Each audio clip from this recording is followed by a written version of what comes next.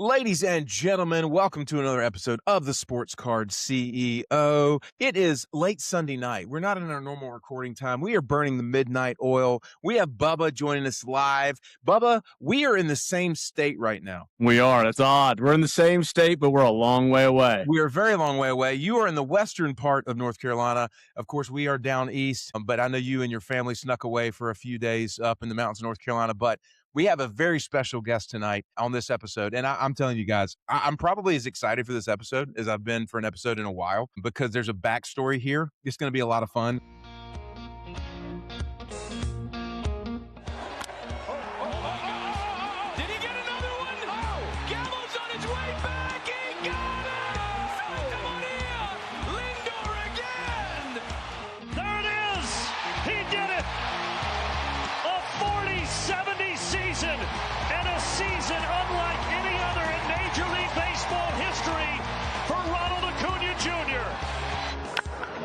There's a drive to right, off the bat of Evan Turner, and what a postseason he is having. He hits this one hard. He hits it a mile to left. Mike Trout has ripped a home run. What's up, guys? This is Mike Trout, and you're listening to Sports Card CEO with Kern, Bubba, and Ham.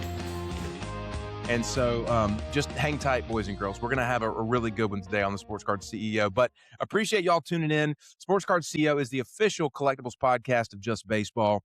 As we always do, we like to update you guys, kind of keep it real with a week in the life of the CEO. So, Bubba, what's been going on in your world? Man, I tell you, I don't know, really, this last week. I mean, I've been up here in the mountains the last 3 or 4 days, so it's kind of had me in a total different mindset, man.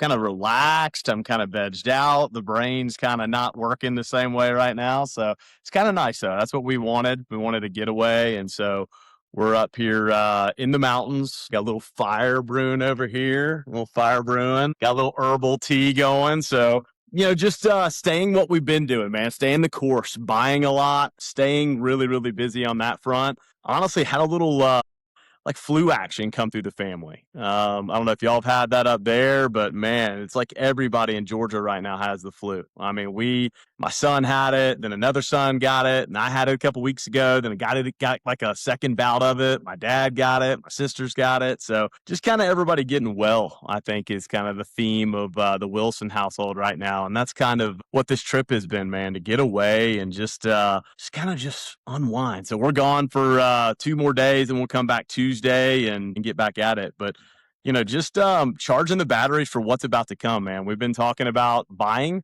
and you and I have been doing that together, and we've been running this race of just buy. And, man, here it is all of a sudden. I said it like a week ago. I said, man, there's just not that much inventory. Well, all of a sudden, here comes some inventory. So this is when it gets fun here the next 6 weeks. You start to see some prices pop up. For example, Marcelo Mayer gold is on auction right now that I saw. The most recent orange, I think, went for $5,100 back like 2 weeks ago. The gold 9.5 with 3 days left, already at $16.25. We talked about how many fish are in the pond looking to buy these cards every single day. It's going to get a little bit better here up to opening day. So I'm excited about that. I love this time of year. Baseball's in the air, but that's what's been going on with me. Well, I'm glad you guys are feeling better. Question, how is my great state of North Carolina treating the Wilson household? Have you guys had a decent time in the mountains? We have, man. Today was a rain day. So it was, I don't know if it rained up there for you, but I mean, it rained here all day today. So I was like Matt Ham. I should have had a beard for this episode. Kind of like should have grown the beard out because all I've done today is pretty much burn firewood and kind of lay around this cabin. So it's been nice, man. Sometimes I told my wife that I was like, I needed a couple of days like this. So I should have started writing a book or something. Yeah, but we enjoy the mountains of North Carolina as well. Of course, we're down on the coast, but about 6 hours west, the Blue Ridge Mountains is a great little getaway spot. So I'm glad you guys have had a good time. Well, in Ham House land, we finished up basketball season for little Matt, which was, eventful. His first high school JV basketball season came to a close on Friday night, and we had a good college friend come and stay with us over the weekends. We've had some guests in town. Again, in the personal front, on our business side, have still been trying to get up and running with the year. We had a new agent with Early Oak that we hired, and so that's been super busy. Like I said, a lot of margin, or not a lot of margin on the card front. I'm really excited. I had I had mentioned this on an episode a couple weeks ago. I've been kind of keeping an eye out for really rare, low population Cal Ripken stuff, mid 90s inserts. And I had the Legacy Collection Row Zero come in. It finally came in. I had bought it and put it in the PSA vault. And then I, had it shipped from the vault. That got in this week. And just a great card. Only 4 copies graded with PSA. I love it. It's just like super cool. And it feels like it's a good addition to the Ripken collection. And then I also got the 1998 Ripken Platinum Medallion PSA 10 Pop 2 that came in. So just some cool stuff on the personal front for me. And then a little side note on the buying front, actually bought the 1985 Michael Jordan Nike promo card. It was an Dang. oversized card. It was actually the first image, I believe, of Jordan wearing the Air Jordan number ones, the Breads. And of course, it's non-licensed, so he doesn't have a Chicago jersey on, but it's the classic Jumpman image. And so I got that one in. I scooped that off of auction. It's a fresh graded PSA. So I had a lot of cool stuff like that coming this week. Of course, we've still been kind of gearing up for baseball season, getting ready for the inventory, been moving through some stuff and kind of starting to target that next guy. Who's in the wings? Where's the value? Where's the opportunity right now? Spring training for our listeners, that we follow baseball. Every single day you go on Instagram, whether it be MLB Pipeline or different teams, all the players are starting to arrive at camp and they're starting to put out reels. And so every team, every player starting to get the little hype train going as we go into spring training. They're showing videos of pitchers throwing, showing videos of hitters taking BP. So that's only going to continue as we move into opening day with games, which actually I believe when this episode airs on Wednesday, it'll be the first major league opening spring training game. I'm pretty sure. Yeah. So Oh, yeah. it is upon us, friends, and we appreciate you guys tuning in. So Ham, without quick further ado, question, Yeah. Ham. You were talking about the 80s stuff and 90s stuff. For our listeners, do you remember the Gatorade bottles when you would? I know you're like 15 years older than me, so you may not remember. We may be different generations here. But do you remember when you opened a Gatorade bottle and under it you could like win something? Oh, You yeah. could like open it. Well, no one ever wins anything, right? You might win like a free Gatorade or something. You mail it back in as a kid. You're always excited. So, dude, I won. Okay. I didn't even know what I had won at the time. I won this thing. It was like Michael Jordan collector's kit or something. I won these Michael Jordan, like signed Gatorade cards. It had like every year, 80 something, 85, 86, 87, 88, 89, all these years. And it's signed to like an oversized cards. I still have them. No, you don't. I do. I still have them at my house. They're sitting in my basement in my office. And, I looked them up a while back and I was like, man, these things got to be worth some money now. And they really weren't trading for all that much. And there was only like 50 of them in that series. And so I'm just curious if one of our other listeners has that set or won that set, hit me up because that is nostalgic to me. It's still sitting on my desk. I don't know if I'll ever sell it because it's like the first thing I ever won in my life. So it's kind of cool. Dude, I got to see a photo of that. I will. I'll share it with you. We need to post that to the Sports Card CEO Instagram channel. And a quick plug before we bring on our guest. If you guys are not following us on Instagram, please do. I'm the Sports Card CEO on Instagram. Also follow us on YouTube.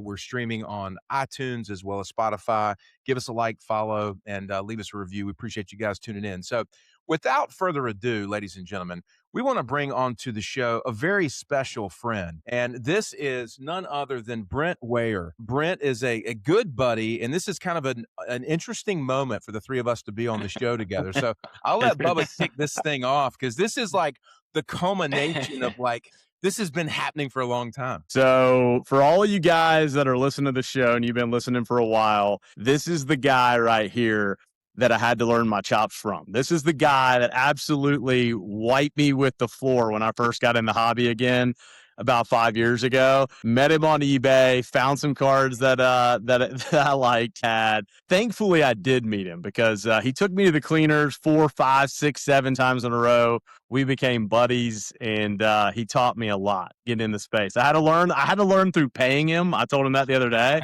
I said, I had to pay you these premiums on these cards I bought from you, but it taught me a lot. And just for anybody listening, Brent is incredibly sharp guy, one of the sharpest guys in the hobby, one of the best guys in the hobby. incredibly knowledgeable. But I'll tell you this, there's nobody that I've ever met more passionate about the cards themselves. I mean, when Brent sees the cards, he sees art, and he's got a really good eye for this stuff. So, Brent, we've been talking about it for a year, having you on the show, and it could have been a better episode. This is kind of the Ham Brent episode today. I'm going to be kind of back here for emotional support because this is kind of out of my lane, but I'm going to be in here and kind of chirping where I can. But Brent, love having you on, man. Hey, man, I appreciate the introduction. This is a lot of fun being on here with you guys. I've been wanting to be on for a while, so this is a really cool moment. And Bubba, I will just say those are premium cards that you're paying premium prices for. So I used to be able to look at your collection and I knew what cards you bought before you met me and what cards you bought after you met me. So this is a lot of fun. It's been really cool to see you rise in the hobby, man. You're like one of the great guys in the space. You know, not everybody's always trying to be out in the limelight and trying to be on the red carpet and trying to be out there all the time. And you're like one of those guys that was behind the scenes and, you know, a big fish. And this is really cool to see you guys having your own podcast. So I appreciate being on. So I know that Brent is probably enjoying this episode more than anybody because, like Brent, we have these backstories with Brent. You know what I mean? And he's like the Cheers. guy. Yeah, he's just enjoying his white wine out there on the West Coast. But you know, he's. I will tell this too, Bubba. I can say this with humility and honesty that Brent's the only dude that ever cooked us in cards too, in a loving way. And for our listeners, for our loyal listeners, when I've told the story of us buying the Trey Turner orange in the World Baseball Classic, that card was purchased from none other than Deep Value Investor on Instagram, Mr. Brent Weir. And Imagine that. imagine that. Oh, you guys So- are killing me here. So Brent, Here's the positive of this.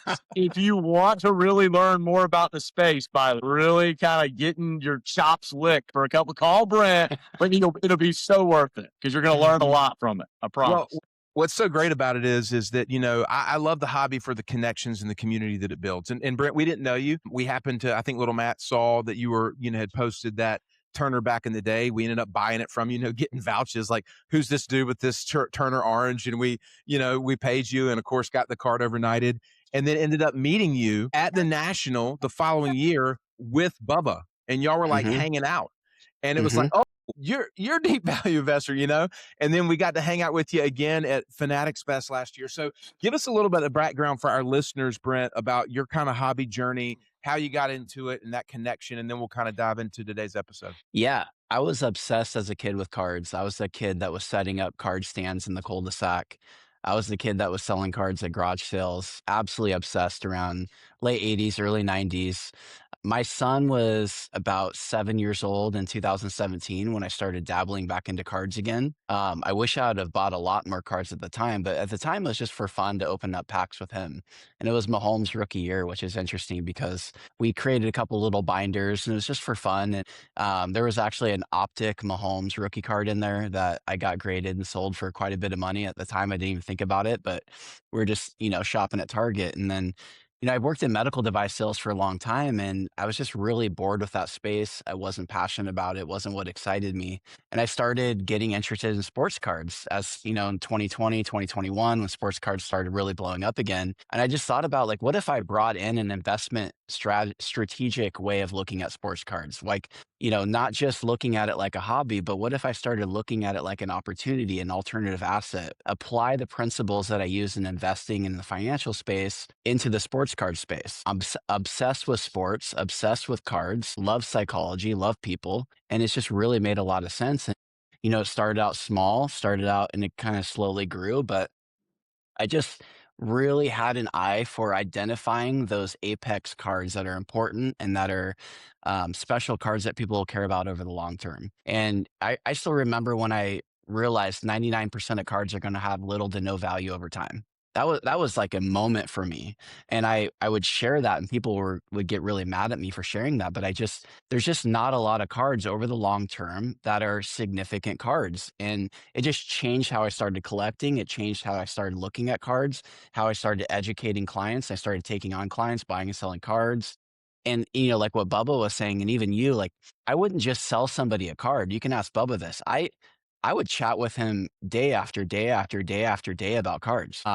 I was just obsessed with cards and identifying great cards out there. And I really do believe that he learned a lot from our conversations, and I learned a lot from my conversations with him. It was just never really transactional. That's what's been really fun about it. Sure, I'd buy and sell a card, and sure, I could make some money doing that. But I always knew that that wasn't really like the basis of it. I loved too much about it, like he was saying. I see him as art. Yeah, so I love your philosophy here, and I have so many questions. We'll kind of start to dive into this, but one of the things that's really curious to me is, since I've known you, which has been it's so funny coming up. Springtime of what are we in 26? So Hmm. 25, 24, 23. I think. Springtime of 23 is when we purchased that Turner from you. So 3 years ago. Yeah, yeah. And I know you since then, kind of at a distance, right? And your card collection, the stuff that you're owning and holding now is very different than what you owned and hold then. So like you've gotten the stones to go big as your portfolio has gotten bigger. And then that's super interesting to me as well. So just to preface this, folks, like, Brent, what's your current role now within the industry? Are you still with Fanatics? So I was with Fanatics for the last 2 years, and now I'm branching out and doing my own thing. Okay. It's going to be around strategy and portfolio management and looking at the space less as a gamble and more into a long-term investment. So I have a lot of information. The best way to find me is Deep Value Investor on Instagram. Bubba, do you have any kind of lead off questions here for Brent? Because I have quite a few, and I want to make Yeah, sure that no, I I mean, I definitely do. What's intriguing to me about cards is even though I was active in cards and I grew up watching 90s baseball, 80s baseball, just like you guys, right? And the early 2000s, there was this weird time in cards where card value kind of went nowhere, right? Everything was mass produced and there was just this dead period in the card zone. And what's been interesting is now, Brent, you're kind of like reintroducing me back to some of these cards in the early 2000s that I really didn't even know exist, and stuff that are truly the grails. And so I want to be educated on that because I really spent the majority of my time getting back into the space on more current stuff, and obviously now, even beyond current, I'm looking at prospects and kind of looking out ahead of what's to come. So I'm just curious when we get into this stuff, like you get into these PMG, green PMGs and all this other stuff that's out there. I mean, what's the best place for someone to start there? I mean, how does like someone like myself that wants to get in that? I mean, is it truly just watching these auctions? I mean, like, what would be your best advice for people that are trying to get into that? And how do you even come to find out what's the best out there of these years? Because I genuinely have no clue. Yeah. No, those are great questions. I think one thing that's really important is to understand the significance of sets and which sets are the sets that people care about. And one of the easiest ways to do that really is to look at basketball. So a lot of the late 90s stuff, like you're referring to PMGs and essential credentials and rubies, the basis of the collectors that collect that is basketball focused. So if you ever want to just look and see like what's the most significant sets in the hobby, type in Michael Jordan on Card Ladder and sort by highest price, and you'll get a great idea of what the most significant sets are in the hobby. And then you can translate that over to baseball. So one of the things that's different about baseball, though, is, for example, 1997, I'm showing you a Shaquille O'Neal, the red PMG. 1997 had the red PMG in basketball and football, and then they also had the green PMG. But there was no baseball. So 1997 had no baseball PMGs. So it's really important to understand that the first year of PMGs in baseball was 1998. That's where you see this King Griffey Jr., the champ, 1998. It's got that scope look to it. Those are serial numbered to 50. So what's really good to understand is like that's the first year PMG for baseball. There was no red and green like there was basketball and football. So you can quickly apply that logic and know, okay, so for baseball, one of the most significant important sets ever created was the 1998 PMG. Yep. So Brent, real quick. So the first card you showed was the red PMG Shaquille O'Neal. What's Yeah. the rough value on that card today? So the red Shaquille O'Neal PMG, that's around $40,000, $50,000. It Okay. depends on the grade, right? And these are serial numbered to 90, and the greens are serial numbered to 10. Yep. And in football, they're serial numbered to 15 in the green and to 135 in the red. So But the is that the interesting Emmett thing is Smith? baseball didn't have them. So No, the, this is the Marvin Harrison. oh, sorry, I couldn't see it. Marvin Harrison. What's the Yeah, value on the Harrison right now, ballpark? 25K. Okay, and then so you showed the 98 King Griffey Jr. PMG. I think it's a BGS 9. Is that what you have there? Yeah, Yeah, sick card. it's What's the the highest street value? grade, What's the street value on that card? about 75,000. 75K. Okay. All right, So real quick question. This may be a dumb question, but we talked about this the other day, Brent. Yeah. So just because there's a lot of people that are probably listening to this that are just like me, and there's maybe some that are like you two that understand the '90s stuff better. But I think there's a lot that don't. So, but I know a lot of us all had before Card Ladder, we had the old Beckett book, right? So back in the Beckett book days, what would that card like the Griffey in those days?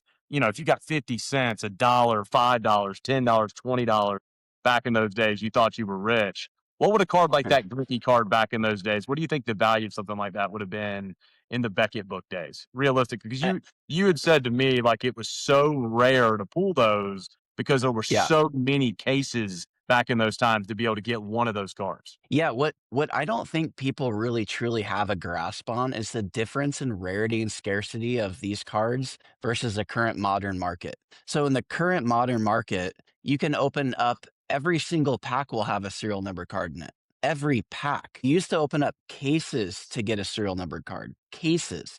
So when I look at a red Shack PNG serial number to 90, it is not the equivalent of a card serial number 90 today. no, not at Not all. even close. I mean, these cards were like cards of like mythical legends. Yep. Like people had never seen them before. There's like legendary tales of someone seeing a PMG Ken Griffey Jr. serial number to 50.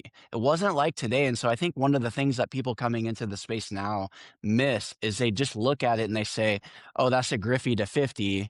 That's not that rare. Well, it was a very different time in a different space. And it's not even, it's not comparing the same thing at all. So it's just very like this Marvin Harrison to 15, I would take over almost every single one of one today.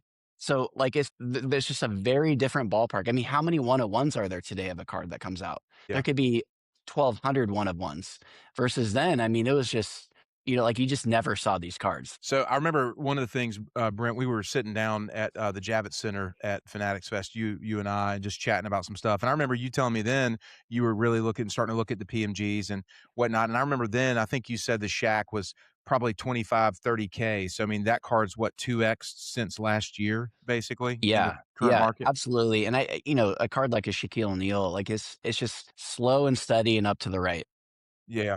A lot of these cards they're just special cards. Yep, for sure. So, one of the interesting pieces is for our listeners is when you really start to get into the hobby and you get into the nuance of the hobby, right? Like there's so much of the modern hobby that's driven by hype, right? And you're opening boxes and you're hitting serial numbers and it's upcoming prospect cards, whatever. And it's fun and there's a lot of energy around it. But if you really look at the card market, I like to look at it like real estate. Okay. They only make so much real estate. Okay. And so when you look at what drives the value of real estate, I sold real estate for years and they always say what location, location, location. And so they only make so many, oceanfront homes. They only make so many, homes in certain areas or whatever. So when you look at a house in, of course, where Bubba is in Highlands, North Carolina, versus, Orange County, California versus Long Island or whatever, the location of that might be the same house. But the location of that house is going to drive the value of it. So when you look at cards, you have to look at them the same way. You're dealing with an asset that is a limited population run. And when you have supply and demand applying to that same thing, there's just not any of these cards available. And a lot of these cards you're talking about, Brent, you don't see them come up for sale, but maybe once every few years. So you're dealing with a highly scarce asset. Plus, there are collectors that want to complete the sets of those highly desirable sets. So that natural kind of internal. So talk a little bit about, kind of the scarcity, rarity thing and set completion and how that helps drive value. Yeah, so I'd say like we were referring to with real estate and location. Location would be the equivalent in sports cards as the set. So a lot of times I tell people the set's more important than the player. I know a lot of people say player first. And of course, if you're talking about Michael Jordan to some degree, the most elite.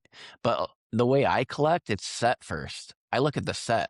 I care way more about that. So for example, I'll show you, I brought this 1998 Essential Credentials Now Chipper Jones. This is serial numbered to 6. Okay, he's got a 300, 400, 500 slash line, one of 14 players to ever do that in baseball. This card is numbered to 6. I think it's the most significant Chipper Jones card that exists in the world because that set's the most collectible set. The King Griffey Jr. in that set is $200,000 for that same cards. Yep. It's, you know, people coming into the space, they see the 89 Griffey upper deck and they think like that's the card to get. Well, I'm looking at what's the Beverly Hills of sets, and that's the essential credentials. That's the Yep. precious metal gems. And then, you know, what card player of significance can I get in Beverly Hills? You know, so that's the way I look at it. Like, I know Bubba's a big Braves fan, and I know he's a big First Bowman fan, and he understands that market really well. And when I got this card, I was thinking, I don't think he understands the significance of I have the best Chipper Jones card in the world, and I don't think he really understands that. And that's why I wanted to come on here because I just think this category is so interesting for baseball specifically because of how popular First Bowmans have been, especially since 2016. I feel like 2016, you know, the Vlad year, the Soto year, like it really took off from there. Acuna in Right. 17. But you know, there's a lot of opportunities where I feel like this is the house on the beach. Like those are cool houses, but it's a different space. Yeah, for sure. I mean, it takes it to an entirely different stratosphere. You know, something that I pulled out here, and again, for the collectors that do not understand what we're talking about, like you're getting a graduate level, you know, course in sports card investing, and so you might have to break this down and go back and listen and slow down and understand the different sets and stuff because you know we tend to deal a lot in modern baseball and Bowman and so forth, but this is a very sophisticated, nuanced strategy into sports card investing that basically takes the first Bowman game and levels it up to an entirely different stratosphere. And this I is love something. when things are complicated. The more complicated it is, the better. Like I'm telling you, like you want complication. It might seem at first like, oh, this is too much. I don't want to think about this. But the more complicated it is, the more sophistication it takes to be able to dabble into that space. Yeah. And that's where you want to be. You don't want to be in an overly simplified space. So it might seem like a lot, but it's not. I Well, think this is the perfect time, Ham, when we talk about complication. We've got a ton of people on here, Brent. As you know, the majority of the listeners here, week to week, are in that modern day Bowman first prospecting last 10. I think this is another area that, Brent, you honestly were the first guy that ever taught me about serial numbers and being able to look from color to color in the multiples. Like that Mhm. wasn't, I mean, to be honest, like when we first started doing business together, probably almost 5 years ago, yeah, the multipliers were obviously in place, but they're not like they are today. They're today, they are discussed, they are more widely Right. talked about than they were 5 years ago. And but what I find interesting about it is how still it's different from some people to another person. So one, you may say something today that may be different than what I currently think, or Ham maybe say something that's different than you. And what's interesting too, sometimes is how people are valuing the grading of the card. And I know that's a whole other topic we can get to, how you look Mhm. at grading at the end of the show. I'd love for you to talk about super rare cards and the grading at some point when we get later on the show. So make sure we get to that. But if yeah, we could, Ham, let's dive into multiples because I yeah. think so many people in our industry, they hear the word true. Okay. They hear the word true color. So, which one of y'all want to take that? Ham, Brent, which one of Yeah, y'all want I'll to take lead like I'll lead it true? I'll lead it in just so we can kind of contextualize, and then Brent, you can speak to it. So for our listeners, you know, when we talk about true color in the Bowman space, you know, we have the refractor to 499 in the modern market. We have true blue to 150. We have true gold to 50. We have true orange to 25, true red to 5, and then a superfractor. So those I think are classically going to be the true colors. You know, when you get into waves and shimmers and off, you know, insert parallels, whatever, that tends to lose its luster. So the traditional mindset, you know, is 499 to blue kind of being a 2x multiplier, blue to gold being 2x, gold to orange being 2x ish, and then orange to red being whatever it's going to be. Brent, how do you kind of approach that from your perspective? Yeah, again, complexity. Complexity is so much fun. I mean, if there wasn't complexity in the space, I'd be so bored. Like I love this stuff. Like if we were just opening up 89 upper deck again, I'd be beyond bored and probably not in the space. I love the complexity of the fact that there's always a comp. Always. I don't care what someone tells me. Oh, red hasn't sold in 6 months. I don't care. What's the orange? What's the gold? I can look at any of those cards and get an idea of like what is a value range for this card. So for example, if I'm looking at a gold and there's an orange comp. I usually put an orange around 1.5 of gold a lot of times. And there's also nuances to that too. The older the card is, the smaller the ratio gaps are. So where a more modern card might be, an orange might be 2x a gold, for a 2008 Kershaw, it might be 1.5x. And then, from an orange to red, I might just say, okay, for an older, Paul Goldschmidt or Freddie Freeman, maybe a red is 3x the orange. But for the modern stuff, people get emotional and excited, and they tend to like expand those ratios.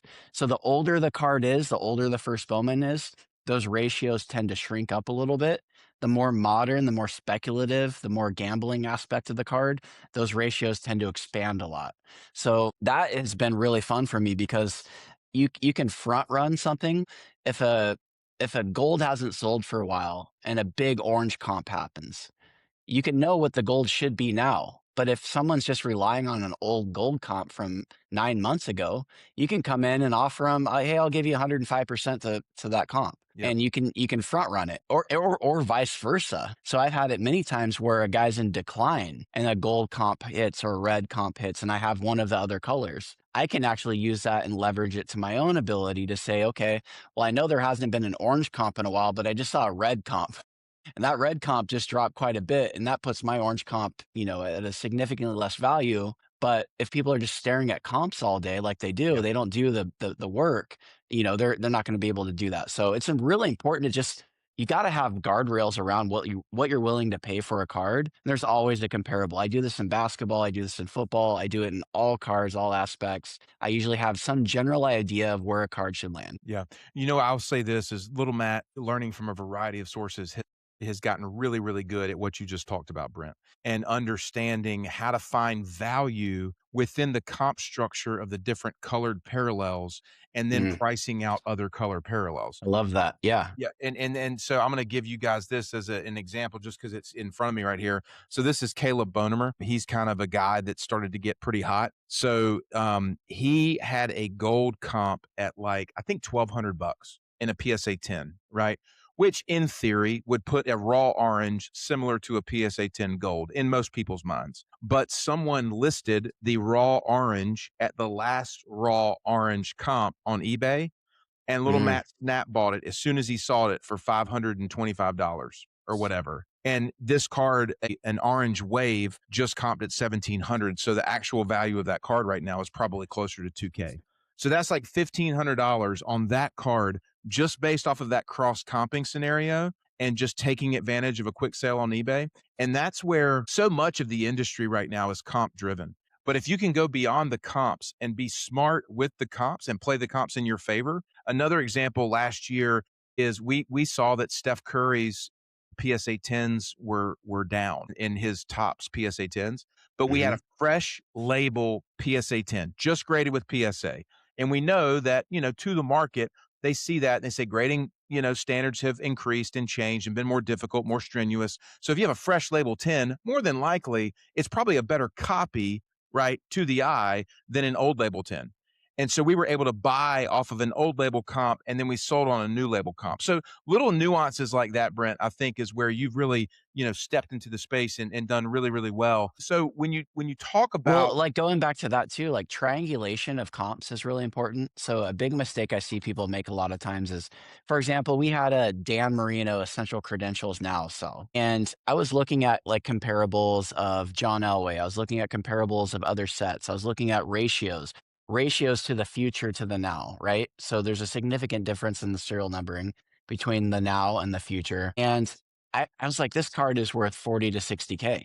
I'm looking at all the different ratios from different other sets, like I was just sharing. Well, it sold for, I want to say it sold for 108K.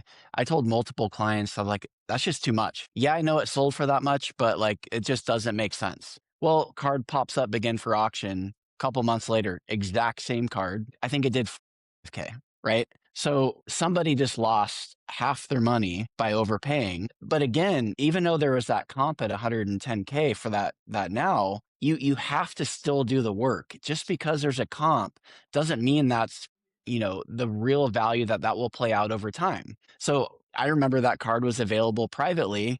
And I'm like, I don't care what the comp is. I don't think it's worth that. It makes no sense based off of all the other work I did. So I think it's important for people when they're looking at comps, when they're just all by themselves, you got to still do the work. Don't just blindly pay for a card because there's a comp at that price. Yep. Make sure it makes sense. Is this the ratio that a future to now usually does? Is this the ratio that a red to orange usually does? Like, get an idea.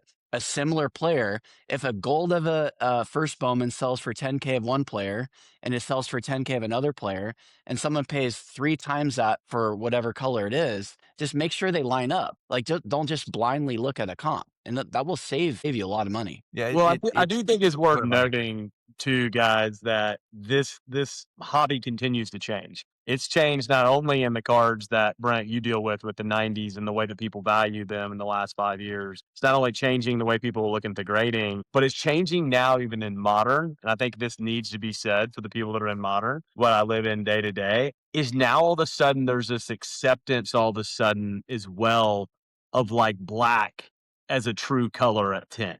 Okay, I don't know if people picked up on that, but now 10, they've come out. Bowman first. There's a black 10. Used to be 75, now it's at a 10. I used to value that card because even though it was at a 10, it wasn't a true color. It was getting valued 1-to-1 to orange. Okay, that's how we were valuing it. Modern collectors. That's still how I value it. Okay, most of the time when you look at collections, that's how it goes. But you will see people that will come in that are new to the space that'll see out of 10. And just because it's out of 10, they incrementally will pay more because it's black and it's out of 10. In their mind, it's out of 10, it's not out of 25. So I think it's just important because it's going to continue to change. They're going to continue to add new variations of cards. This year, for example, they added the new gold ink out of 15 card.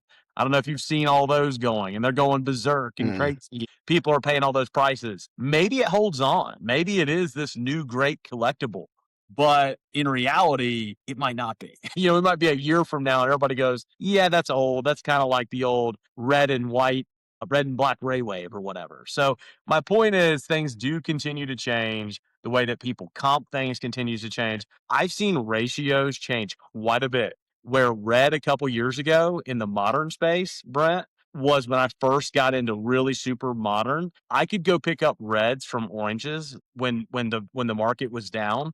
I could go get reds for 2 times an orange in the modern space all day long. Now that's changed because there's more money in the market.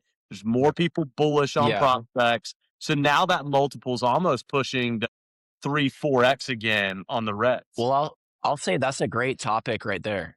Yeah, like the expansion of ratios is something that I continuously keep seeing. Like a green PMG in football is 9 times more rare than the red. And man, I used to just have a heyday buying a green PMG for 3 and 4x the reds. Yep. I just thought it was the most ridiculous thing, and I'd buy any player, didn't care who it was. I remember people laughed at me because I bought 2 green PMG Curtis Martins. I was paying 3 and 4 times X the red. The red's out of 135 and the green's out of 15. Massive difference. And so what I'm seeing right now in the market is continuous expansion of these ratios. For example, a red is 5 times more rare than the orange, Right. but it was selling for 2 to 3x. That makes no sense. Yep. If this is like art and it's exponential, rarity is king. A red shouldn't be even 5 times more expensive than an orange. It should be exponential. It should be 10 times more an orange. Like, if we're going to really look at this like an art market, it shouldn't be the way it was. Like, Black Finite and Prism, a lot of them were selling for 3 and 4 times a gold to 10. And they're one of ones. I thought it was the easiest money I've ever made in my life was just buying these because the ratios made no sense. A black finite out of 1 versus a gold out of 10, it should be minimally 10 times more, and if it's like art, it should be 15, 20, 50 times more. And so I'm seeing this in a lot of the spaces where, I'm seeing ratios expanding. Whatever it is, ratios are just continuing to expand. Well, and they expand specifically when you've got a player or a card in demand that no one's seen the card in for a long time. If you are holding something precious, a super fractor, a red, or even an orange in some cases. Sometimes on some of these players, there's some of even the guys that we love that are, mid 2000 guys, 2010, 11, 12, 13, 14. You never saw their oranges. For example, there was a stretch of time there that you never saw a Mike Trout orange. Literally for 3 years, I don't think I saw one. Now you're seeing more of them come to market the last 2 years. But my Yeah. point is, when you don't see that card for a long period of time, because someone is doing a good job of kind of holding that market and it comes to market, man, that is when you see those numbers get stretched big time. Because again, the Right. demand's been up. Somebody's been hoping and dreaming that that card was going to go for sale, and when it does, they're willing to pay for it. Well, what do you guys think like a ratio of a superfractor of a future Hall of Famer versus a gold first Bowman auto would be? What would you guys guess a ratio would be for something like that? I mean, A gold to I know what superfractor. I know what the ratio is in our current market, but I don't think it's probably what it should be. I mean, in current Bowman terms that we play in right now, it's probably 20 to 25 times a gold. It should Right. probably And it's be 50 times it more rare. Yep. exactly. That's what I was gonna say. It should be at least 50 times. Right. Well, what I'm seeing in the markets for significant players, superfractors, is this bumped up to, I'm seeing 40 to 50x the gold prices Yeah. moving privately now. People are waking up. Like, why would a superfractor 101 not be 50x a gold? Like, it just makes no sense. And for the longest time, like you're saying, Bubba, you could probably pick up a superfractor. Let's see. So a gold to orange is 1.5 times, to a red's 3 times, to superfractors are usually like 3 to 4x a red. Yeah, So you're looking at 10 to 20x maybe. this is the perfect segue right here. I mean, y'all teed this up. So I love old cards, and this is something that's Yeah. probably new to both of y'all, but I really, really do. I like if I like wasn't into prospecting and turning prospects, 100% I would be buying all Babe Ruth, Jackie Robinson, Ted Williams. I just love it. I think it's so cool you can buy a card that's 100 years old. And it's something that's in, you know, this condition, and there's only a few of them. So here we are. Okay. We're in a day and time where everybody, most of the time now, when they pull a card from a pack, they pretty much know what they've got, right? Unless it's a prospect that's kind of under the radar, and maybe a guy goes, man, this guy sucks, and he throws them in the drawer somewhere. But most of the time, people know what they're going to get. So let's talk about the future of these Grail cards. Okay, guys that are here right now. Perfect example could be Connor Griffin today, right? Of the superfractor that's there today. He's the number one prospect. It's a Grail card. When we look at the grade of that card, right? You look at history of time and you look at all, and I've done this, okay? And I've gone back and looked at all the best cards that are out there. Ted Williams, Babe Ruth. When you look, it's how many of those cards total, okay? And I think this is going to happen in older cards. I think the total population of cards right now in older cards is not getting enough credit. Okay. Number one, I want to say that. I think people are still so focused on the grade of these super old cards. But if a card is 120 years old and there's only 30 of them, every one of those should be rare. Now, I think it should get its due course that one's obviously a 10 and one is a 1, right? Obviously, the 10 should be worth more than the 1. But when you get into a card like these modern guys, we now know these superfractors. Look 100 years from now. Connor Griffin becomes the next Mike Trout, the next Shohei Ohtani. What cards are going to be the value? It is going to be the superfractor because it is the 101. It isn't about the grade anymore. It isn't, oh, give me that PSA 10 orange. Oh, yeah, give it to me over that superfractor because it's a 10. The superfractor is authentic, but the PSA 10 orange, give me the 10 because PSA gave it a 10. That's a joke. And I know you talk a lot about that, like the grade of these super Grail cards when they're 101s, when they're out of fives. And so I think that's a very interesting topic when we talk about grading and where the Yeah. lifetime value of that card is going to be. Well, like with vintage cards, back then, the only thing that makes them rare or scarce, the only thing that differentiates them is the grade. And what I see a common mistake of people coming into the hobby doing is they apply those same principles to modern cards. So you'll see a PSA 10, gold outsell a BGS 95 orange, or you'll see a PSA 10 orange outsell a PSA 7 red. And it's just, I just think it's like the dumbest thing I've ever seen in all of collecting. Just, I have very little patience for it. Think it makes no sense. I think you always want to go for the most rare and scarce card, no matter Yep. what, no matter what the grade is. Because over the long term, like I remember I did a reel one time because there was a black label Mike Trout First Bowman X Fractor. What are those? The 225? it outsold a BGS 9.5 gold and blue combined, and you still had 10K left. To me, it was like the dumbest thing I've ever seen in my life. Crazy. And that was a couple years ago. Who cares what the grade is of a card if there's a more rare and scarce version of it? Yep. This isn't tops. This is how stupid. This is exactly to your point. This is how stupid this is. Let's say that today give me a card, Ham, that you love. Give me a modern card put in the last 15 years that you love. A Bowman first, Ham. You're one of your favorites. My favorite, Just I one. would automatically pick Shohei's 2018 batting. Okay. Brent, give me one of your favorite cards of the last 10, 15 years, Bowman first. Mike Trout. So let's take that scenario. One goes on auction today, and it's a PSA 5. So your card's a PSA 5, Brent, and yours, Ham, is a BGS 6.5. Okay. Both of those are going to get absolutely smashed in an auction, right? Here's how stupid this is. You take that card, you crack that card, and you sell it raw, you're going to get tremendously more money the next day. Think about that. It goes raw. Yeah. It goes raw without a slab on it for significantly more money. And that happens every single day. Tell me how stupid that is. Yeah. So I've got a go good ahead, scenario for you guys here. You'll love this, Brent. So, and again, I'll take your input on this too. So one of the things little Matt noticed is currently talking about Mike Trout, 2009 Bowman, right? Right now, his refractor to 500 is outselling his X-fractor to 225 in many cases. And it makes no sense to me because the refractor's to 500 and the X-fractor's to 225. So little Matt just pulled this. This is the X-fractor Trout. This is a PSA 8, okay, auto 10 to 225. We got this for less than a PSA 9 refractor does. And that's exactly what I'm talking about. You know, and another thing that's really fun about this space too is like, I don't know if everybody appreciates the significance of the first Bowman Mike Trout and why that card's so special and important. You know, because we see modern cards today and we see like, gosh, you know, like Bowman Chrome, Topps Chrome rookies, Finest, like just so many cards being printed, right? Mike Trout has no Topps Chrome at all.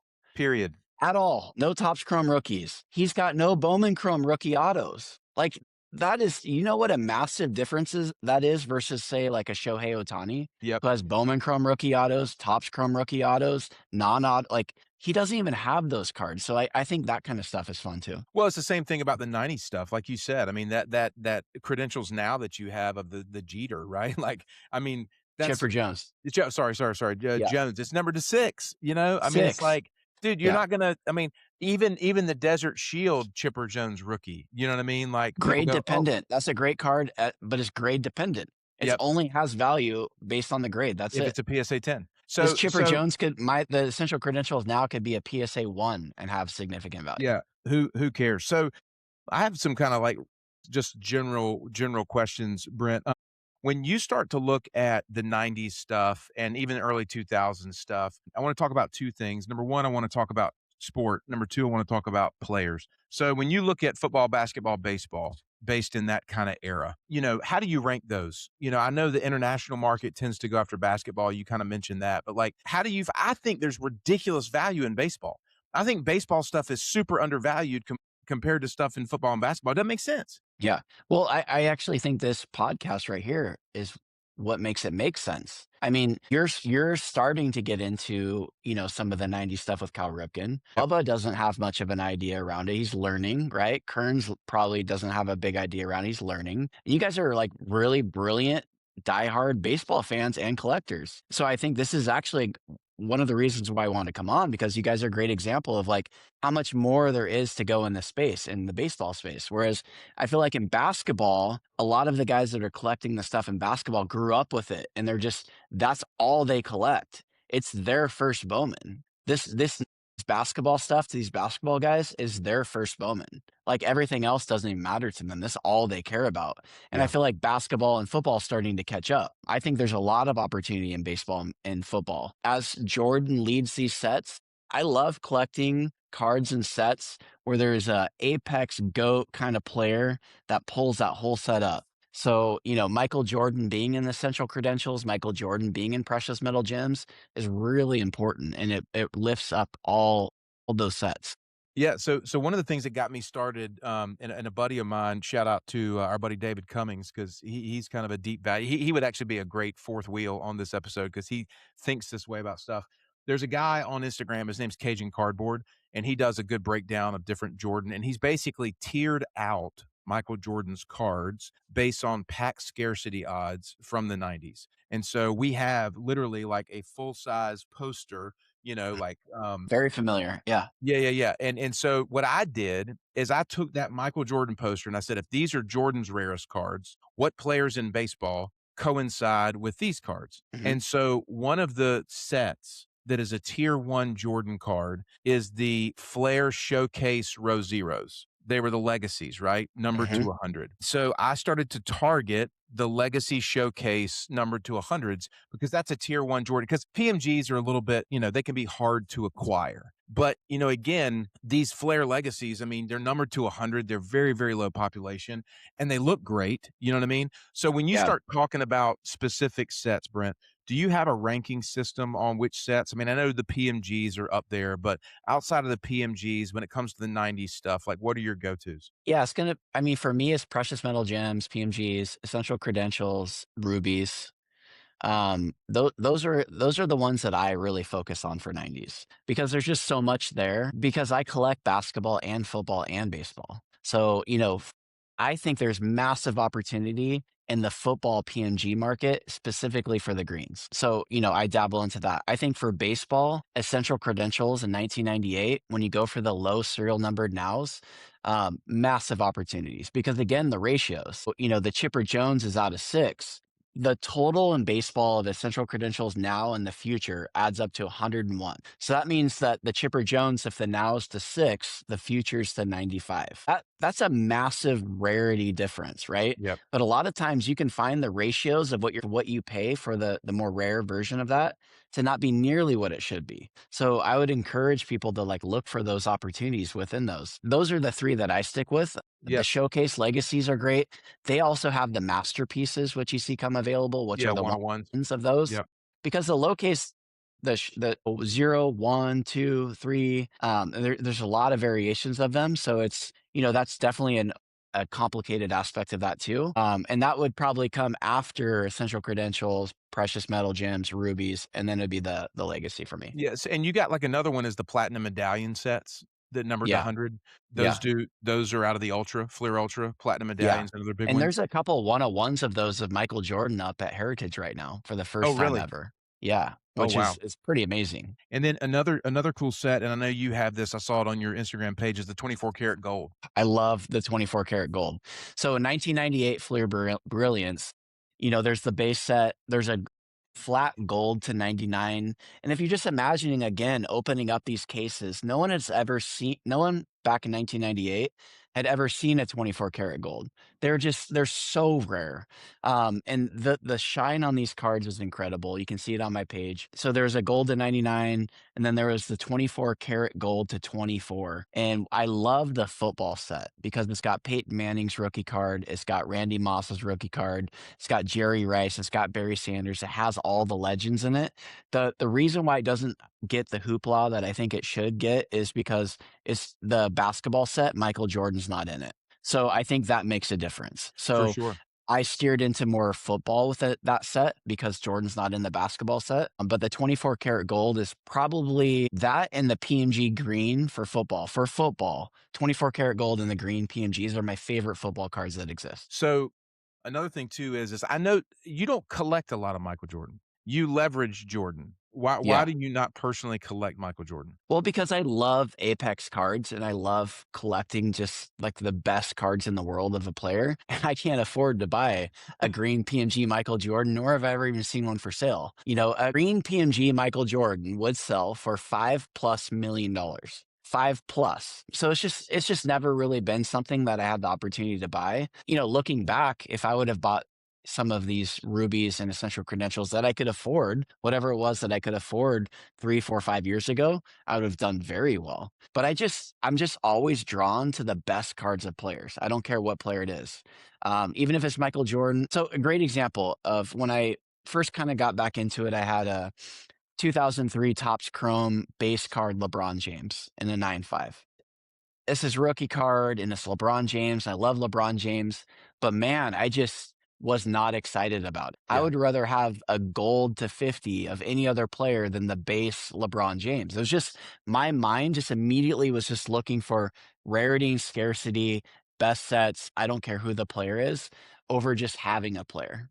Yeah. You know what did this for me? I talk about this on the podcast all the time, is during the pandemic, I kind of got into the bourbon market and the secondary market relating to bourbon because North Carolina is a controlled state, which means the ABC controls the flow and the price. Unlike Bubba living in Georgia, shop owners can go down there and they can have a Pappy Van Winkle. They can put their price point on it and people can go get it or whatever. But what that taught me, this retail value contingent to each state based on secondary value.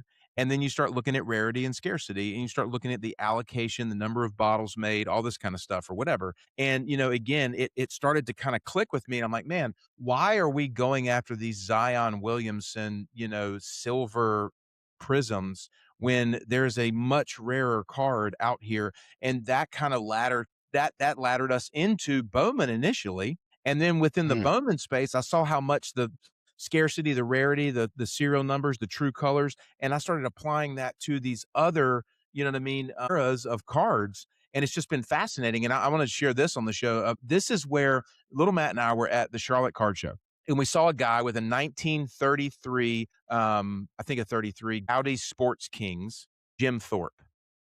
Okay, and it was a PSA 4. And it's just a beautiful card. And Jim Thorpe was, I think, the first, inductee in the Football Hall of Fame or whatever, first president of the Football Hall of Fame. He's kind of this iconic guy with the Olympics and all this kind of stuff. And it was a beautiful card. And I looked at it and I was like, why is this card only $5,000? You know what I mean? And we snap bought it cash at the Charlotte Card Show. And fast forward 2 months, we threw it out on eBay at like, I don't know, $11,000. And we sold that card for $9,000. We made $4,000 on that card in 2 months because there were only, I think, 300 total cards in the population. And in a PSA 4, I think there might have been like, I don't know, 70 or something. But today, I honestly regret selling that card because I think that card is going to have long-term value. So I tell that story to ask you the question, Brent. When do you decide to take value in rare cards? Because a lot of times they're irreplaceable. You mean sell them? Yeah, take value. Yeah, that's what I mean by take value. Yeah. I mean, that's incredibly difficult. I think if you understand ratios, if you understand markets, if there's hype cycles involved in it, if there's a Hall of Fame induction, if there's some sort of, for example, if you have a green and a red has a massive sale, now you can apply a massive ratio onto your green. There's opportunities to do that, or someone is just continuously coming after you to buy a card and they're continuously wanting to buy it from you. I'm very selective now, very selective. And the sales have really come down because, like you're saying, like the Chipper Jones, essential credentials now to 6, I will not be able to replace that card Ever. And so it's getting more and more difficult to sell cards versus like the red Shack that I have, the 90. That's replaceable. Like I would be more open to selling something like that. I used to have 3 of them and I've sold 2 of them in the last year because it's more replaceable. If I had a green Shack, I don't know what would make me sell that. So this is a great question because I've been looking at things also like that, but also on the buying side. So for example, I got this 97 Precious Metal Gems Champ Allen Iverson to 50. It's the 3rd best card in the set behind Jordan and Kobe. This card, if you look at the ratios of the Champ to 50 versus the red to 90s, the Champ to 50 usually always outsells the red to 90s. Well, one of these sold for the first time in 3 years, and I felt like it did a pretty fair price. It was around 37.5. It felt like a value, right? Well, a couple months later, the exact same card came up available for sale again at auction. Did a little less. And then it came up a 3rd time, the exact card. It hadn't sold in 3 years. It came up 3 times the same card in a few months. And so I looked at it as an opportunity to grab that card at an extremely discounted value because psychologically speaking, when something becomes too available, no Yeah. matter no matter how great the card is, people get turned off by it. So I looked at that as an opportunity to buy it. So I know you're asking about how to sell. I've lately been looking at ways to buy, something like that to sell. Now I get to just sit back, stash it away for a couple of years and not worry about it. And eventually it'll come back to the value that it should be. But I've been looking for opportunities, psychologically speaking, to buy cards that are out of nowhere available too often. There's cycles in this, which is really interesting. Yeah, so one of the things that's really interesting too is when you get guys that come in and they might buy a collection and they might have like a PMG in there and they don't really care or know a whole lot about it. They might have bought it for another card and you can kind of get value on that particular card, right? Like knowing Hmm. certain situations. One of the cards, Brent, we talked about this card and I'm kicking myself for not buying it. We'll go back to Fanatics Fest last year. We're sitting in the lobby of the Javits Center and I came up to you and I said, Brent, there's a guy that has the PMG Cal Ripken, PSA 8. And we looked at the comps together and you told me, you said, man, I feel like if you could get that thing around 10, you know what I mean? You'd be doing really, really well. Right. And at the time, I mean, still for me, a $10,000 purchase is a big card. Like I still have that in my gut, and I'm buying a Yeah. $10,000 card. And the crazy thing is it was a PSA 8. I offered the guy 10,000. The guy wanted 11 and I passed on it. Right. Little Matt still to this day, Dad, you should have bought that card. Dad, you should have bought that card. A PSA 6 of that card at auction 2 months ago did 16K. And it's Yeah. absolutely killing me. But the point being is that when you get into this nuanced game, whether it be the 90s insert stuff, whether it be a true orange of a player you're looking for, you have to have the conviction when you see these cards on the market to pull the trigger, even if you're paying over comp, because that in fact is what drives the value, is how rare and how, it's not very frequent that you see. And Bubba, we talk about this all the time in the modern moment about how people are holding, about how, when it comes to reds, when it comes to supers, when it comes to oranges, even, you don't see those cards go on the market that much. And so when you see them and you can take advantage of that opportunity, it's a win every time. Yeah, I'll give you an example right now in the modern game. I bought it today. Um, Aiden Miller. Okay. Aiden Miller's on fire right now. I mean, I'm sure you know that. Aiden Miller has been, everybody wants him, right? Well, there was a guy that had 2 red sapphire PSA 1010s available, and little Matt was talking to him as well. And I probably stretched to buy those today. But I knew that if I didn't buy those cards were going to hit auction really soon. And I knew what they were going to go for. I knew that even though on paper on a comp that they may technically be overpaying, but I knew that those are 2 cards that you're probably not going to see for a while unless they went to an auction and they were going to go high. So I bought. And I think we talk about that all the time. When you've got that conviction on a player, and Brent, you've got me coming out of this episode right now wanting to go buy 24 karat gold cards. You got me wanting to buy green PMGs out of 15s. I'm writing a little mental note list right now. Like I'm got a little buy list going in my head. But you've gotta have that you've gotta have that conviction in anything you do in sports cards. But this is a question. I sat back and listened to you guys the last 15 minutes, 20 minutes.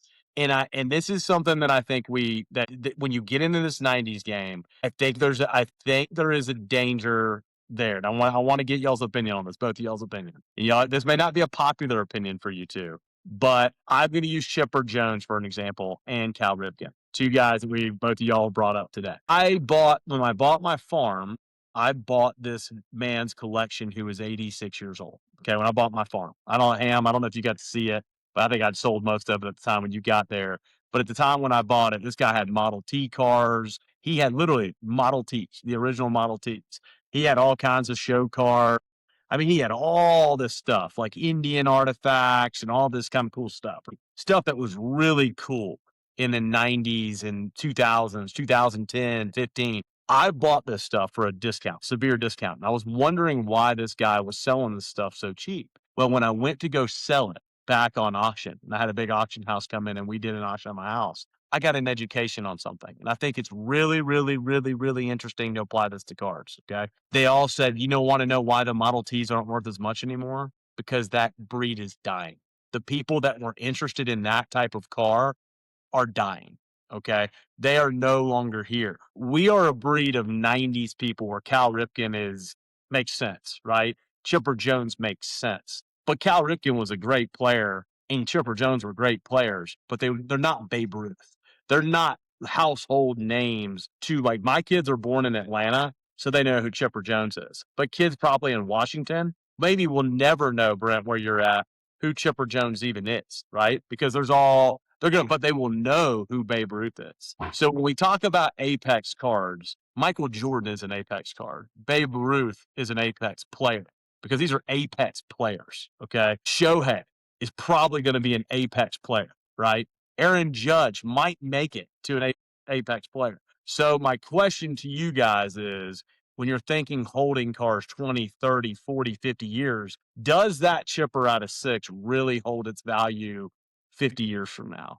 Does a PMG Ripken really hold its value? I'm going to say, if I was a betting man, I'd say they'll hold their value to where they are today.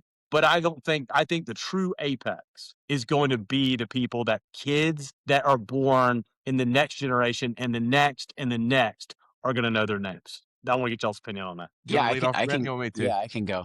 Well, like it goes back to, the sets. So for me, it's about the sets, the collectability of the sets. People want to collect these sets. So a PMG and essential credentials, the rubies, with the low serial numbering and the rarity and scarcity of these cards, it creates a dynamic where it doesn't have to only be the most apex players to ever play in the game to make the cards collectible. If you see some of the price increases in some of these cards, the Chipper Jones has gone from being a card worth $1,500 to $30,000 in the matter of a decade. It's because of the value of the set. And that is banking on the Michael Jordans and those Apex players continuing to bring up the value of that set. But it's gone way beyond the fact of whether they're just an Apex player. I think collectability in cards historically has really relied on only collecting the very best of the best because there is no complexity in collecting. The cards were not rare. So the only way to make something rare is to only collect the most Apex player. And then even on top of that, they still didn't have any value. You had to make it so where it's only the highest grade of the Apex player to have any value. So I think things have changed in collectability and cards with rarity and scarcity and serial numbering and sets being really important. Of course, having the Ken Griffey Jr. credentials now, which is a $200,000 plus card, that's the card to get over the Chipper Jones. Not going to doubt that. But it's also serial numbered to 10, whereas the Chipper Jones is the 6. So there's so much complexity to it where, for example, an Allen Iverson Essential Credentials Future sold for $750,000 last year, and 50,000 because it's to 3, his jersey numbered. So that outsold better players that are more Apex players because the card's the 3, and that set is incredibly important. I'd be I willing just to think it's more complex. I'd be willing to put a lot of money on this. If there was a Vegas line right now that in 30 years that Allen Iverson card isn't worth that money in 30 years. As far as a return on value, I bet you that card's not worth 750 in 30 years. I'd put I the mean, what's Vegas that line right based off now. of? Based on that, I don't think there's any way in 30 years when we talk about, we can talk about sets, we can talk about all the above, but there is something where who the person is collecting and what their memory is of that player. Like, for example, you talk about it all the time. You said, I want to buy the best of that player's card. Andrew McCutcheon, for example, you've owned his super cracker for a while.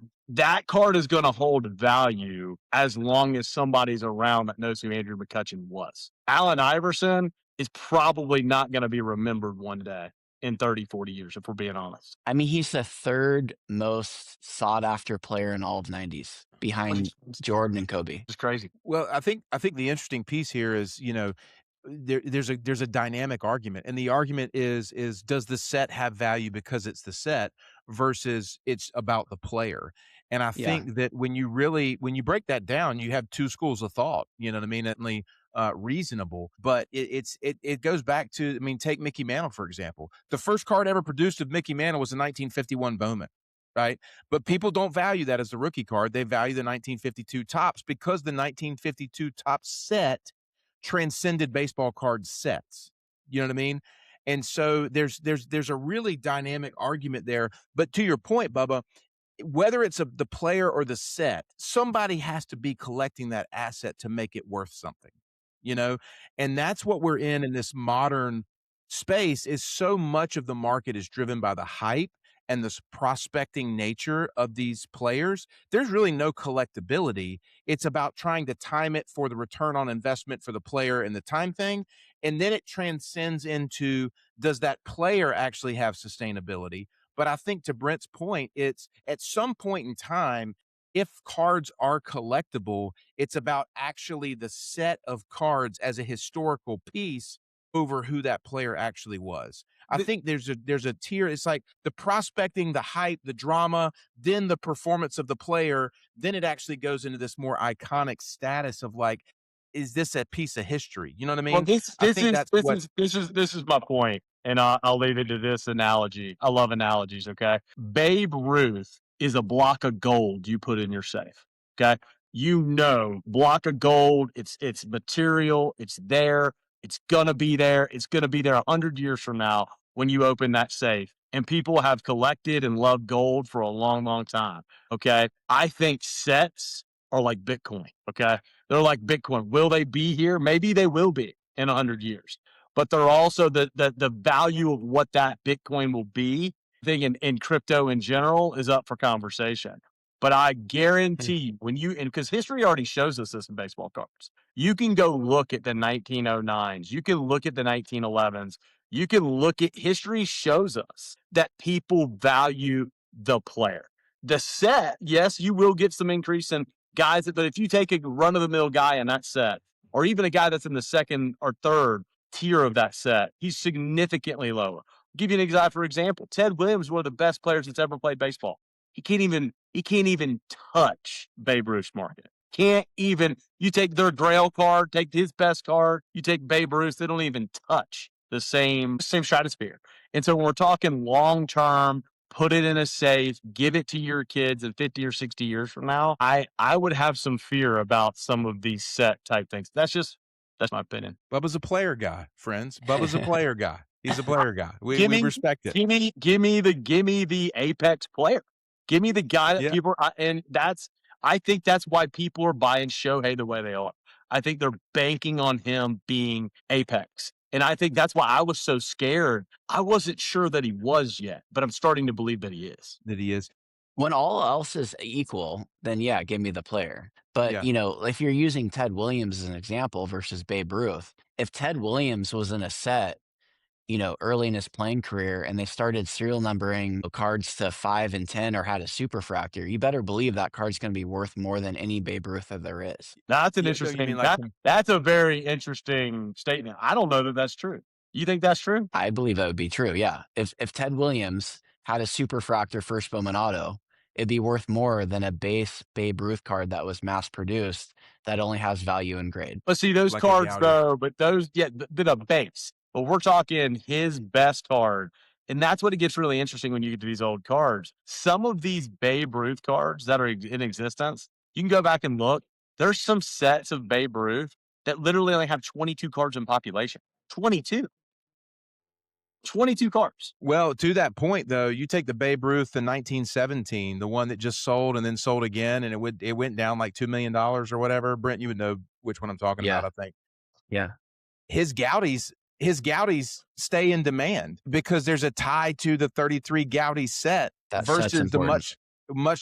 much less the lower population of the redback or whatever it is. I can't think of the name. Forgive me. But anyway, I want to respect our time here and to our listeners as well to kind of wrap this up. So, Brent, real quick, is when you talk about, I love this conversation about player versus set or whatever. Give me, I mean, everybody knows if you're in the 90s, okay, 80s, 90s, whatever. You're Jordan, right? You're Kobe, right? Those are your top tier basketball guys. On the baseball front, I would argue you've got Griffey and Jeter, but one tier down, right? A tier down, guys that people sleep on that you think are going to have substantial value and be remembered kind of into the next generation. Who would be some guys that stand out to you, regardless of sport? Regardless of sport. Yeah. So, like for example, in baseball, I mean, we've already talked about him, but guys like Chipper Jones, like that's why I bought that card. Guys like Yep. Chipper Jones that are, significant. In basketball, it's going to be, for me, it's Shaq, it's Iverson, it's going down to those tiers. In football, I'll buy any green PMG in football. I don't care who it is. Like, to me, the fact that you can buy the highest grade green PMG of Marvin Harrison for 20 something grand when he's a top 7 receiver all time is wild to me. If you can buy a Jerome Bettis, if you can buy like these guys like Marshall Falk, I just think that's nuts that you can buy their best card in the world for 10, 20 grand. So that's those opportunities that, that I really love. So it's down there. Well, I have to throw my hat in the ring here. This is one of the reasons why little Matt and I always have this conversation about Cal Ripken, and I always talk about Cal Ripken. And I get people messaging me all the time on the show about how I love Ripken. Ripken was a 2-time MVP, right? He won a World Series. And when you start to look at him being the Iron Man, his consecutive game streak, it's going to stand all time. When you start to add up these factors, these are things that make me go, huh, I didn't really realize that. That's pretty rare air when you talk about multiple time, Hall of Famers or whatever. And then you go to a guy like Bonds, who has 7 MVPs, who is largely overlooked because of the whole steroid era, not in the I Hall of love the Fame or bonds whatever. market. Yeah. And you're talking like, dude, the guy's an entirely different stratosphere. You know what I mean? Like Chipper Jones said, he plays for another universe and everybody else plays saying. So when you start talking about, I think Barry Bonds may be one of the most undervalued players in the history of baseball. Yes. I agree. Yeah, I love Thank the you. bonds market, and his essential credentials future comes available all the time. I think it's to 98 or 99, or I can't remember, which means the now is only to 2 or 3. Never even seen one before. But you can get his PMG, his 98 PMG to 50, where he's, in that catching pose. That's a great card. I love the bonds market. I think it's extremely undervalued. Yeah. I think to your point, there's no doubt that when kids one day they're gonna be kids. We're gonna be old and gray, guys. If we're gonna be old and gray. And people are gonna be sitting there 50 years from now, and these kids are gonna be looking at stats. Okay. There's gonna be people that come around that are deep value investor 3.0, Matt Ham 3.0, and Bubba 3.0. And they're gonna be looking at stats and go, look at this Barry Bonds guy. You couldn't get this guy out. You look at the walks. Look at what this guy, when you look at the stats of what Barry Bonds did, it is the most impressive thing in Major League Baseball history. And I do think at some point, all of the steroids part of it will get forgotten. If I was going to start buying today of a modern player, there's no doubt Bonds would be the guy. Not even within a question. You're actually motivating me. Brent, go find me the best Bonds we can find. I want it. Will do. And another guy from that era in baseball, because this is a baseball podcast, Frank Thomas. Frank Thomas has a cult following, man. And some of these rare 90s stuff, like it's incredibly difficult to come across anything Frank Thomas. He's hurt. highly collectible. Yeah. Yeah. And my other guy that I'm so bummed. I was a Bo Jackson guy, and Bo Jackson is that iconic, legendary, what he could have been kind of guy. But Bo Jackson only played from that window from 86 to like 92. So he doesn't have any of these cards. No. And it kills me because I would give anything to have like a PMG or like a, whatever, a credentials of Bo Jackson. It just doesn't exist. And so it's really only a very specific player that has those cards. So when you get into Jeter and Griffey and Ripken and Bonds and some of these, like Tony Gwynn's another one, that don't exist. I mean, probably one of the greatest hitters to ever play the game of baseball. He doesn't have those cards, and so to understand the nuance of this stuff, guys, I could talk about this. This episode's going to be 3 hours long and I would not be bored. So, but we've got to honor. We got this thought. I want this thought because I could talk about this all day too. We got a guy who's going to go into the Hall of Fame. He's just ending his career. Quick take from you two as it's hitting my head here. Do you think Clayton Kershaw will get the Albert Pujols treatment here as he's ended his career? Because his cards kind of the last year or two took a dip from where they were 3, 4, 5 years ago as he was kind of winding down in his career. Where do y'all believe the Clayton Kershaw market goes as he goes into the Hall of Fame in the years ahead? I love the Clayton Kershaw market. I love that generation of first Bowman autos. I think they're just so cool. I think it's really difficult to find them with nice autos on them still. I would be loading up on Clayton Kershaw. I struggle with pitchers just in general because I think of a guy like Greg Maddux and I think of a guy like Randy Johnson. And, two pitchers to me, and Roger Clemens, that, regardless of Clemens, those 3 pitchers to me, when I was growing up, Maddux, Clemens, and Randy Johnson, dude, like ice water in their veins. And their cards just don't do that much. And so I struggle with the pitcher market because historically, pitchers cards just don't get the kind of love and respect that the hitters market do. But there could be the argument that they're undervalued in general and that they see kind of a resurgence, as we go into the future. Because those guys and Kershaw certainly do this. I mean, Well, this he's is an the best. interesting this is an interesting topic that Brent and I have talked about before. We're at the end of an era. We may never see guys like Scherzer, Verlander, and Kershaw ever Yeah. again because the way that the game has changed. It's a very interesting group of guys that are going out here and where they're going to end in the all-time numbers. It really is the end of an era. So it's crazy. Well, Verlander, Kershaw, Cy Young, MVP, World Series rings. And the thing to remember about Maddox and those guys, they don't have first Bowman autos. They don't have rare and True. scarce cards with low serial numbering to 5 like a red. They don't have superfractors. So you just have to remember that some of this stuff is because of the sets and because of the way the card market has changed. That these guys have cards, and those older guys like Maddox just don't even have those cards. Yeah, that's what drives it. Well, Brent, man, I can't thank you enough for jumping on with us. Like I said, we'll have to do this again because I have a list of questions we didn't get to, but I want to keep our episode tight for Yeah. our listeners. Bubba, any final thoughts as we wrap up today? Brent, find me a Barry Bonds, man. I'm ready. Got to find that essential credentials now. Yeah, good to go. Well, friends, thanks so much for tuning into another episode of the Sports Card CEO.